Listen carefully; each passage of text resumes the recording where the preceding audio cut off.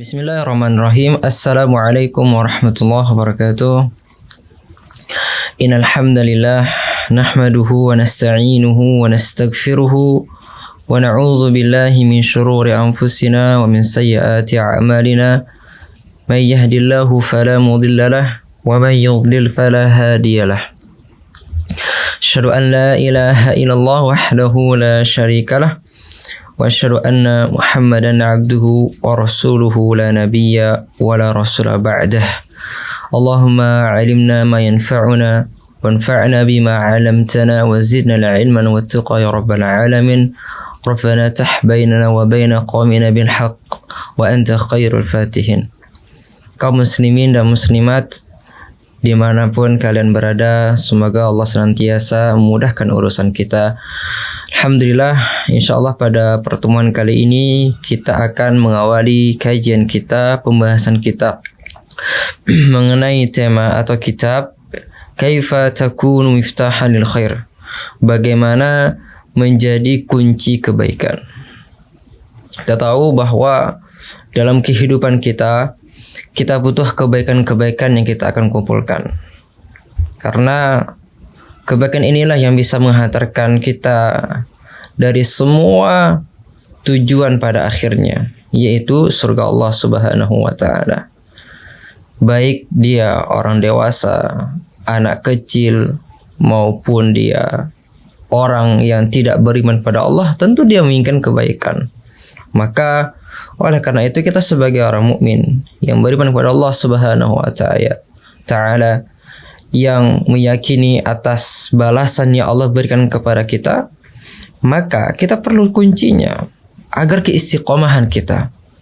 Betapa banyak orang yang Masya Allah, dia orangnya baik sekali, terus bersedekah, akan tapi mengalami futur, akan tapi mengalami kemalasan, akhirnya hilang kebaikan tersebut. Makanya di sini salah satu kitab terbaik kita bahas, yang mana agar keistiqomahan kita dalam melakukan kebaikan dan kita lebih semangat lagi, terlebih nanti di bulan Ramadan ini, menjelang Ramadan ini, mendekati Ramadan ini, kita usahakan maksimalkan apa kunci-kunci kebaikan tersebut. Bagaimana kita bisa merealisasikan dalam kehidupan kita, karena kita butuh yang namanya bekal untuk akhirat kita. Maka kitab Kaifa takunu miftahan khair yang mana dikarang Syekh dari Abdul Razak bin Abdul Muhsin bin Dar hafizallahu taala, di awal kitab beliau mengawali dengan muqaddimah khutbatul hajah. Khutbatul hajah ini salah satu yang digunakan oleh Nabi kita Muhammad sallallahu alaihi wasallam dalam memulai nasihat kepada para sahabatnya. Apa kata beliau di sini? Innal hamdalillah nahmaduhu wa nasta'inuhu wa nastaghfiruhu wa natubu ilaih wa na'udzu bihi min shururi anfusina wa sayyiati a'malina. May yahdihillahu fala mudilla lahu wa may yudlil fala hadiya lahu. Asyhadu an la ilaha illallah wahdahu la syarika lahu wa asyhadu anna Muhammadan abduhu wa rasuluhu sallallahu wasallam alaihi wa ala alihi wa sahbihi ajma'in wa ashabihi ajma'in, amma ba'du. Kemudian beliau dalam muqaddimah beliau, pembukaan dalam kitab ini, beliau mengawali dengan hadis Nabi sallallahu alaihi wasallam yang mana diriwayatkan oleh Ibnu Majah fi sunanihi. Jadi sebagaimana kita ketahui ada sunan-sunan dalam hadis. Ada Sunan Nasa'i, Sunan At-Tirmizi, kemudian Ibnu Majah, Abu Daud dan lain sebagainya. Wa Ibnu Abi Asim fi sunnah. Kemudian di Ibnu Abi Asim fi sunnah. Ini bedakan sunan sama sunnah. Kalau sunan itu mencakup masalah ahkamul hadis, sebagaimana pembahasannya mirip dengan hukum-hukum hadis atau fikih yang ada di kitab-kitab fikih mazhab Syafi'i, fikih mazhab Imam Ahmad, kemudian fikih mazhab Imam Abu Hanifah dan seterusnya. Adapun sunnah di sini adalah itu identik dengan pembahasan masalah akidah, masalah dengan tauhid dan adab-adab di dalamnya. Wa ghairuhuma, dan selain dari dua hadis tersebut, dua dari Ibnu Majah dan Ibnu Abi Asim, min hadis Anas, dari Anas bin Malik mengatakan radhiyallahu anhu, semoga Allah meridhoinya, Ani Nabi sallallahu alaihi wasallam, dari Nabi sallallahu alaihi wasallam bersabda, qala inna minan nas nasan mafatihal khair maghaliqa lisyarr wa inna minan nas mafatihal syarr maghaliqa lil khair fatuba liman ja'ala Allahu miftahal khair ala yadayhi wa wailun liman ja'ala Allahu miftahal syarr ala yadayhi. Masya Allah, ini hadis yang agung, hadis yang mulia, menggambarkan dua keadaan. Jadi kita nanti di kehidupan kita dalam muamalah kita akan temukan ada model ini dan ada model itu. Dalam hadis ini Nabi Shallallahu Alaihi Wasallam menerangkan ada dua model manusia yang akan kita jumpai dalam kehidupan kita. Pertama, inna minan nas nasan mafatihal khair. Ada manusia yang mana dia itu hanya mafatihal khair, membuka kunci kebaikan. Masya Allah, membuka kunci kebaikan. Maghaliqa lisyarr, dan orang menutup kunci keburukan, menutup kerannya keburukan. Nah, ini menunjukkan apa? Bahwa dalam kehidupan kita akan temukan ada orang yang Masya Allah, jika Allah mudahkan dia, Allah lapangkan rezekinya, kemudian dia bersedekah di sana, memberikan infak kepada saudaranya. Ini termasuk apa? Mafatihul khair, kunci kebaikan-kebaikan yang diberikan kepada saudaranya. Atau antum diluaskan rezeki antum, kemudian antum bersedekah, berikan rezeki kepada saudara antum. Ini termasuk apa? Termasuk kunci kebaikan dari antum. Atau ketika ini sudah menjelang mendekati bulan Ramadan, kemudian antum memberikan takjil orang berpuasa. Ini juga apa? Kunci kebaikan yang kita berikan kepada saudara kita, termasuk kunci kebaikan. Namun apakah lebih mudah menjadi kunci kebaikan atau menutup keran keburukan? Itu terkandung kondisional dari keadaan hamba tersebut. Bisa jadi ada yang dimudahkan dalam kunci kebaikan, bisa jadi ada yang dimudahkan dalam menutup keran keburukan. Mungkin ada di sana dia memiliki ilmu yang banyak, kemudian dia cakap dalam beragama, mengetahui istinbat hukum, kan, tapi di sisi lain ia tidak mampu dalam sisi maliyah atau harta atau ekonomi yang dia miliki. Maka di situ apa? Dia menjadi keran keburukan, menutup keran keburukan. Nah, ini apa? Tergantung kondisional. Akan tapi orang yang mampu membuka kunci kebaikan itu secara tidak langsung ia juga menutup apa? Keran keburukan. Itu yang poin pertama, bahwa ada manusia model yang membuka kunci kebaikan dan menutup keran keburukan. Kemudian model yang kedua, wa inna minan nas mafatihal syarr maghaliqa lil khair. Nauzubillah, ya'udzubillah. Ini gambaran yang kedua, yaitu gambaran orang yang paling buruk. Yaitu dia yang mana membuka kunci keburukan, kehidupannya keburukan saja. Membuka kunci keburukan yang mana membuat orang-orang itu tergiur dengan kemaksiatan yang ia lakukan. Ini bahaya. Sebagai seorang muslim, kita harus menghindari potret dari orang seperti ini. Bahkan Syekh Saimar Ruhaili hafizallahu ta'ala menerangkan ada model-model karakter manusia, teman yang kita temani. Di antaranya ada itu orang yang mengajak kita simfon yang mana sifatnya ini mengajak keburukan, menyampaikan syubhat, menyampaikan syahwat. Maka model seperti ini kita tinggalkan, kita jauhi ini. Dan kita harapannya agar kita tidak tergerus dengan dia, mengikuti jejak-jejaknya dia. Kemudian maghaliqa lil khair, di samping sisi dia menutup, sampai sisi dia membuka keburukan, dia juga menutup kunci kebaikan. Nauzubillah. Dan nauzubillah kalau seandainya dua sifat ini terkumpul pada dirinya, membuka kunci keburukan dan menutup kunci kebaikan. Nauzubillah. Maka Rasulullah SAW mengatakan, fatuba liman ja'alallahu miftahal khair ala yadih. Maka berbanggalah, bahagialah kalian. Jadi sekarang nih antum lihat diri antum sendiri nih. Ketika antum sudah Allah mudahkan dan Allah berikan kemudahan, ketika antum mengunci kebaikan, maka bangga. Justru antum bangga. Jangan kebanggaan itu dilihat buruk, dilihat rendah, enggak. Allah memberikan kebanggaan bagi antum yang mampu membuka kunci kebaikan. ketika antum mampu bersedekah walaupun 500 rupiah, walaupun 5.000, tapi dinilai Allah Subhanahu wa taala, di mata Allah, di sisi Allah Subhanahu wa taala itu besar di sisinya selama antum ikhlas bersedekah ketika itu. Atau antum bantu. Jadi ketika ada orang berjalan ingin nyebrang dan mobil ramai jalan raya, antum tuntun dia. Nah, ini termasuk kebaikan. Jangan meremehkan. Jangan kebaikan itu disifati dengan hal-hal yang elit, yang nampak yang besar. Enggak. Kebaikan itu dilihat hal kecil, dengan hal kecil itu jadi besar nantinya. Maka antum itulah syukuri kebaikan yang sedang kita pernah lakukan, karena itu akan menjadi timbangan di akhirat nantinya. Wa wailul liman ja'alallahu miftaha lisyarr ala yadi, dan celakalah. Sebagian ulama ketika menafsirkan wawail di sini adalah nama neraka.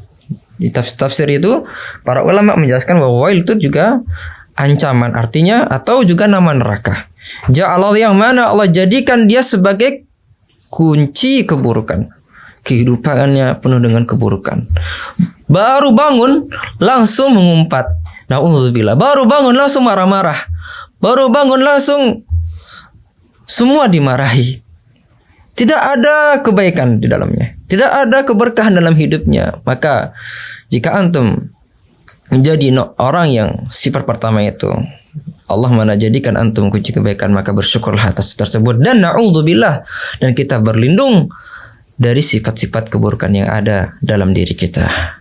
Kaum muslimin dan muslimat yang dirahmati Allah Subhanahu wa taala. Itu hadis yang dibawakan oleh dalam kitab tersebut.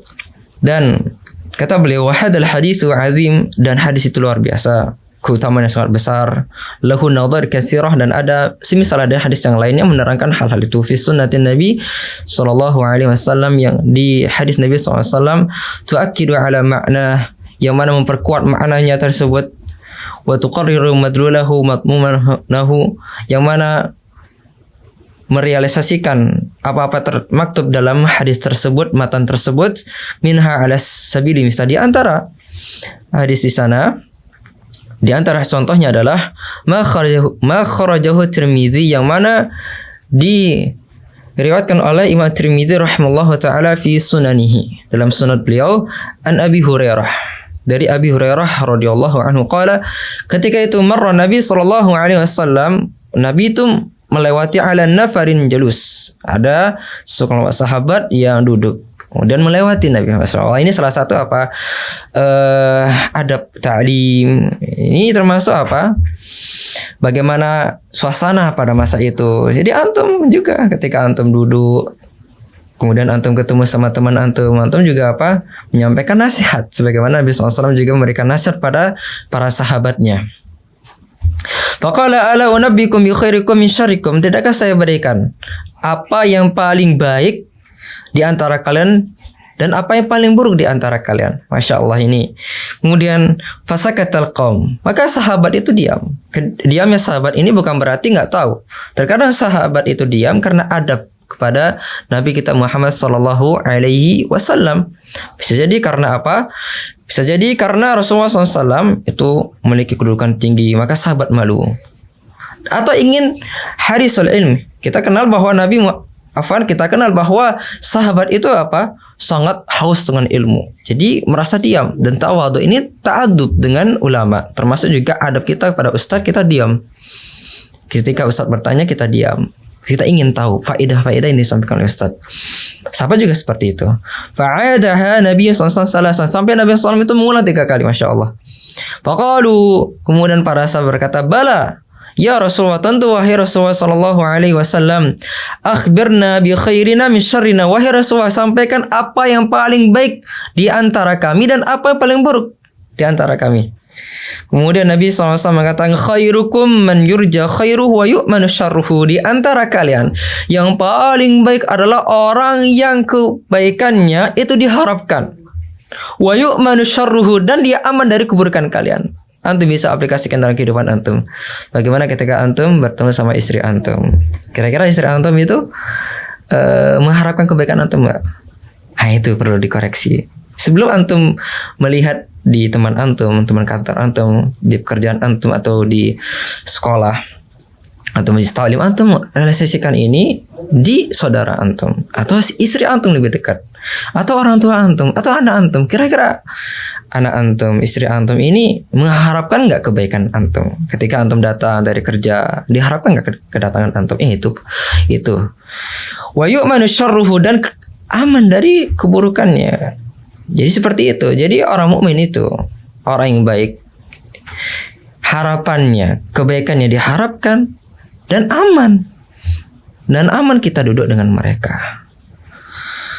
Wa syarrukum, kemudian Nabi SAW juga menyampaikan hal yang paling buruk adalah di antara kalian adalah man la yurja khairuhu wa la yu'manu syarruhu, orang yang nggak diharapkan kebaikannya dan orang yang nggak aman dari keburukannya.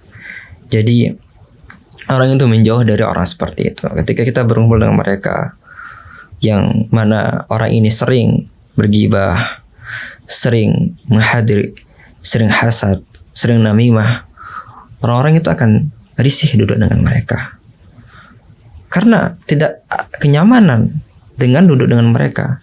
Gak aman kita, bahkan itu mengundang kemaksiatan. Dan kita sebagai orang muslim, sikap kita adalah kita menjauhi dari hal-hal itu. Kalau bisa, kalau mau sendiri ya silakan sendiri. Karena banyak teman itu sebagai perkataan, banyak teman malah mengundang banyak setan. Itu kila wakal, perkataan orang. Maka harapan kita sebagai orang muslim adalah, dan beriman pada Allah Subhanahu wa taala, maka carilah teman yang baik.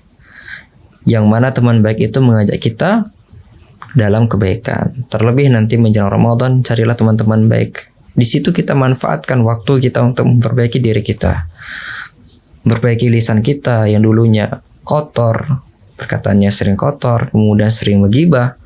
Kemudian dengan situ kita merubah atau memperbaiki amal-amal kita yang kurang, yang sering bolong, yang kemarin sebelum Ramadan itu sholat fardunya bolong-bolong. Ya usahakan ketika di bulan Ramadan ini, momentum terbaik ini, jadikanlah itu tempat taubat antum untuk meraih ampunan Allah Subhanahu wa taala.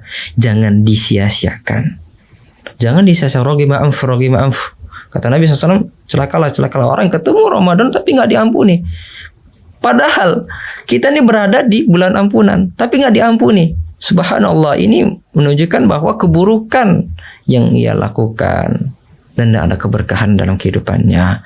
Maka rubahlah saat ini dan jadilah momentum antum dan di bulan Ramadan ini sebagai maghfirah, mencari ampunan Allah Subhanahu wa taala. Kemudian hadis lain juga di sini dari sahabat Abi Musa Asy'ari radhiyallahu anhu fi sahihain, dari sahihain Imam Bukhari Muslim dikatakan sahihan ittifaq turquhu, yang mana turq sanadnya itu sama. Jadi Imam Bukhari dan Imam Muslim itu turq sanadnya, rijalus sanad itu sama.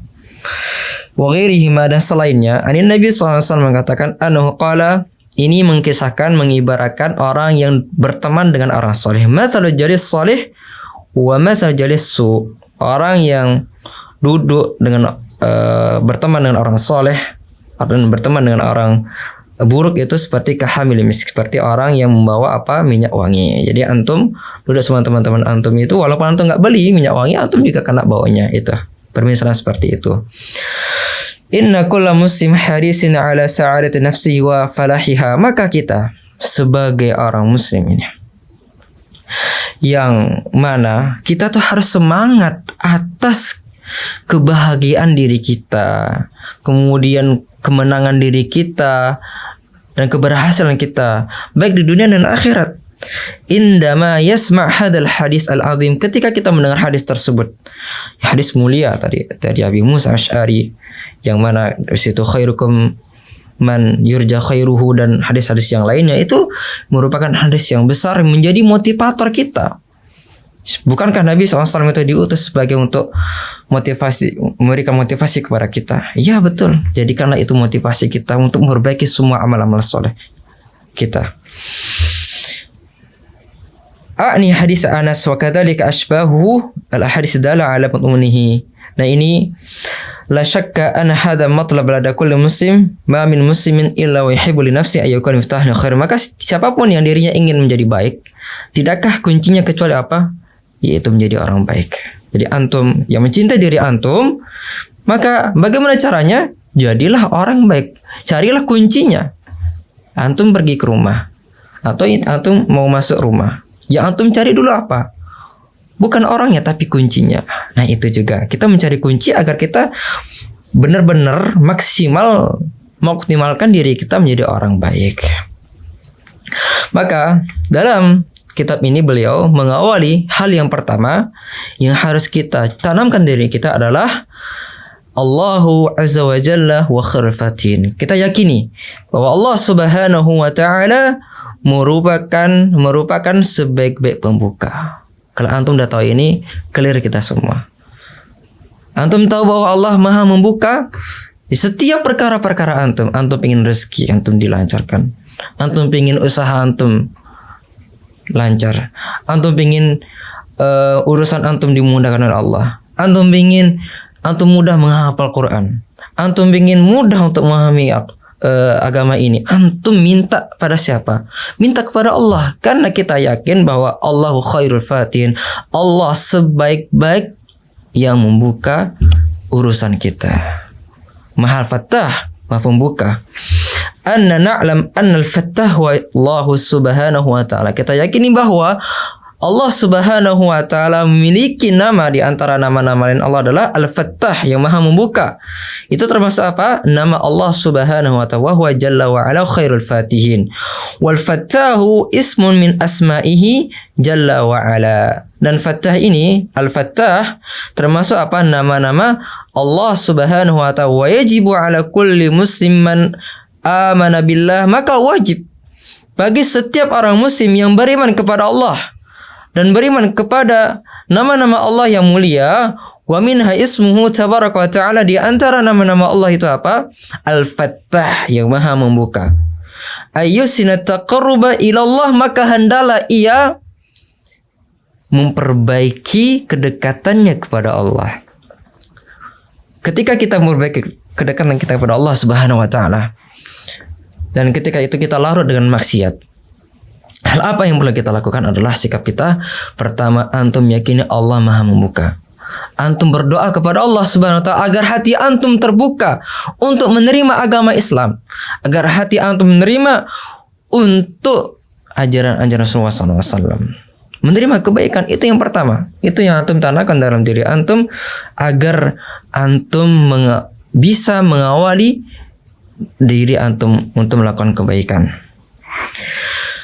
Wa ta'abbud lahu bi asma'ihi, dan beribadah kepada Allah, perbaiki ibadah kita kepada Allah Subhanahu wa taala sebagaimana Allah katakan, walillahi asmaul husna fad'uhu biha.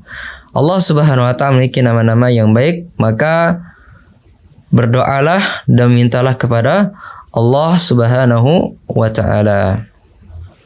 Kaum muslimin dan muslimat yang dirahmati Allah Subhanahu wa taala, maka dalam doa itu diantaranya ada yatanawal doa al-ibadah bi fahmil isim. Jadi ketika kita berdoa kepada Allah Subhanahu wa taala, kita harus paham dengan nama-nama Allah Subhanahu wa ma'rifati matmunihi, dan kita tahu kandungannya. Ketika antum menyebut Ar-Razzaq, ketika antum menyebut Al-Fattah, ketika antum Al-Ghani, antum tahu juga. Antum tahu maknanya dan antum resapi itu maksudnya apa. Jadi kalau orang yang tahu maknanya, insya Allah dia akan lebih khusyuk nantinya berdoa kepada Allah Subhanahu wa ta'ala. Wa isbati sifat allati dalla 'ala ismim wa min sam tahqiqul ta'abu wa taqarrub ila Allah tabaraka wa ta'ala bima yujibuhu wa yaqdihi al-iman bil ism. Maka kita sebagai orang Islam dan beriman kepada Allah SWT, yang mana kita meyakini bahwa itu termasuk dari bertauhid kita dengan nama-nama Allah Subhanahu wa ta'ala. Kaum muslimin muslimat yang dirahmati Allah Subhanahu wa ta'ala, maka ketika kita sudah paham bahwa Allah merupakan memiliki nama di antara nama Allah adalah Al-Fattah, maka ada dua dalil yang menunjukkan di antara Al-Fattah tersebut.